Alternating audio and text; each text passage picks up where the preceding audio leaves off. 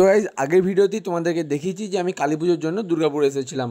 তো কালী পুজো দেখার পর বাড়ি ফেরার জার্নিটা ভাবলাম তোমাদের সাথে শেয়ার করি, তাই সকালবেলায় বাস ধরে রওনা দিলাম দুর্গাপুর স্টেশনের উদ্দেশ্যে। আর দুর্গাপুরের এই লোকেশনটা আমার সত্যিই খুব ভালো লাগে, যেখানে রাস্তার ডান সাইড থেকে বাঁ সাইডে যাওয়ার জন্য আলাদা করে একটা ফ্লাইওভার করা আছে। সত্যি আমার লোকেশনটা খুব ভালো লাগে। তো তারপরে চলে এলাম দুর্গাপুর স্টেশন এবং তোমাদেরকে দেখিয়ে দিলাম দুর্গাপুর স্টেশনের বাইরের ভিউটা।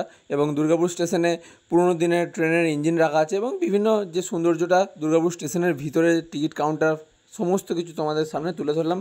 অ্যান্ড তারপরে চলে এলাম স্টেশনে। অ্যান্ড আজকে আমি দুর্গাপুর থেকে বর্ধমান জার্নি করছি জম্মু তাওয়াই কলকাতা এক্সপ্রেসে। দুর্গাপুর ছাড়ার কিছুক্ষণের মধ্যেই বন্দে ভারত এক্সপ্রেস আমাদের পিছু পিছু চলে আসে। যেহেতু আমাদের পানাগড়ে স্টপেজ ছিল, তাই সেখানে আমরা দাঁড়িয়ে গেলাম এবং বন্দে ভারত এক্সপ্রেস আমাদেরকে ক্রস করে চলে গেল হাওড়ার উদ্দেশ্যে। কলকাতা এক্সপ্রেস সুপারফাস্ট ট্রেন নয়, বাট আজকের টপ স্পিড ছিল 128 থেকে 129। তার কিছুক্ষণ পরে একটা আসানসোল লোকাল আমাদেরকে ক্রস করে আসানসোলের দিকে চলে গেল। অ্যান্ড তারপরে তোমাদেরকে দেখিয়ে দিলাম আজকের সুন্দর ওয়েদারের একটা ঝলক। ফাইনালি এই রোদ ঝলমলে ওয়েদারে প্রচণ্ড গরমের মধ্যে পৌঁছে গেলাম বর্ধমান স্টেশন। অ্যান্ড এরপরে আমার যাওয়ার পালা বর্ধমান থেকে কাটোয়া লোকাল ধরে নিজের বাড়ির দিকে। তো ভিডিও কেমন লাগলো কমেন্টে জানিও।